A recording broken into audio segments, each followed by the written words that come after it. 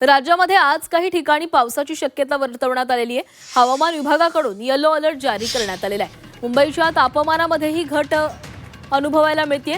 मध्य महाराष्ट्र विदर्भात तुरळक पावसाची शक्यता वर्तवण्यात आली आहे। राज्यातील काही भागांमध्ये गेल्या काही दिवसांमध्ये हलक्या ते मध्यम स्वरूपाच्या पावसाची नोंद होतीये।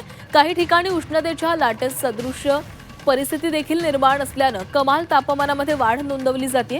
सोलापूर, परभणी, बीड, लातूर, धाराशिव, यवतमाळ, चंद्रपूर, गडचिरोली आणि गोंदियात मेघगर्जनेसह पावसाचा अंदाज आहे। दरम्यान पुढील 4 ते 5 दिवसात राज्याच्या अंतर्गत भागात कमाल तापमानामध्ये 2 ते 4 अंश सेल्सिअसनं घट होण्याचा अंदाज हवामान विभागाने व्यक्त केलाय।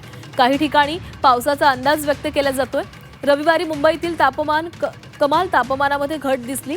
आज मुंबईचं आकाश निरभ्र राहण्याची शक्यता आहे।